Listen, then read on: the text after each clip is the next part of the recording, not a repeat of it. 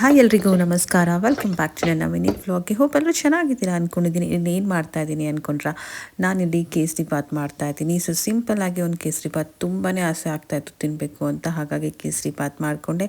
And ಹಾಗೆ ಬ್ರೇಕ್ಫಾಸ್ಟಲ್ಲಿ bread omelette ಎರಡೂ ನನಗೆ ಇವತ್ತು ತುಂಬಾ ಆಸೆ ಆಯಿತು ತಿನ್ನಬೇಕು ಅಂತ. ಸೊ ನನಗೆ ಏನಾದರೂ ಬೈಕೆ ಆದರೆ ನಾನೇ ಮಾಡ್ಕೊಂಡು ತಿನ್ನಬೇಕು, ಯಾರೂ ಇಲ್ಲ ಮಾಡ್ಕೊಡೋಕ್ಕೆ. ಅಷ್ಟು ಚೆನ್ನಾಗಿದೆ ನಮ್ಮ ಫ್ಯಾಮ್ಲಿ. ಇಲ್ಲಿ ನನಗೋಸ್ಕರ ನನ್ನ ಹಸ್ಬೆಂಡ್ ತುಂಬಾ ಕ್ರೇವಿಂಗ್ಸ್ ಆಗ್ತಾಯಿತ್ತು ಬಿರಿಯಾನಿ ತಿನ್ನಬೇಕು ಅಂತ. ಮಟನ್ ಬಿರಿಯಾನಿ, ಅದು ರಾಜ್ ದಮ್ ಬಿರಿಯಾನಿ ತಿನ್ನಬೇಕು ಅಂತ ಅನಿಸ್ತಾಯಿತ್ತು. ಹಾಗಾಗಿ ತಂದುಕೊಟ್ಟಿದ್ರೆ ಲಾಸ್ಟ್ ಟೈಮ್ ನನ್ನ ಕಸಿನ್ ಅವ್ರು ತಿಂದಾಗ ನಾನು ಕೇಳಿದ್ದೆ, ಬಟ್ ಒಂಥರ ಅನಿಸ್ತು. ಸೊ ಹಾಗಾಗಿ ನನ್ನ ಗಂಡ ಅದನ್ನು ಅರ್ಥ ಮಾಡಿಕೊಂಡು ತಂದುಕೊಟ್ಟಿದ್ದಾನೆ. ಸೊ ತುಂಬಾ ಚೆನ್ನಾಯಿತು. ಟೇಸ್ಟ್ ವೈಸ್ ಅಂತೂ ಅಲ್ಟಿಮೇಟ್. ಫಸ್ಟ್ ಟೈಮ್ ಟೇಸ್ಟ್ ಮಾಡಿದ್ದು ರಾಜ್ ದಮ್ ಬಿರಿಯಾನಿ, ನಂಗೆ ತುಂಬಾ ಇಷ್ಟ ಆಯಿತು.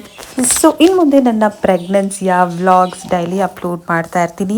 ಸೊ ಇದು ನನ್ನ ಸೆಕೆಂಡ್ ಪ್ರೆಗ್ನೆನ್ಸಿ ಆಗಿರೋದ್ರಿಂದ ನನಗೆ ಬೇಗನೆ ಗೊತ್ತಾಯಿತು.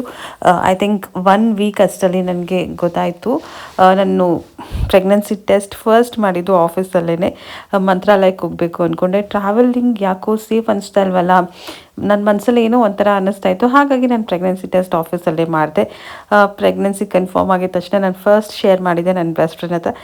ಸೊ ಆ ಮೂಮೆಂಟ್ ನನಗಂತೂ ತುಂಬಾ ಖುಷಿ ಆಯಿತು. ಅದನ್ನು ಬಂದು ಇಮಿಡಿಯೇಟಾಗಿ ನನ್ನ ಹಸ್ಬೆಂಡ್ ಹತ್ರ ಶೇರ್ ಮಾಡಿದೆ.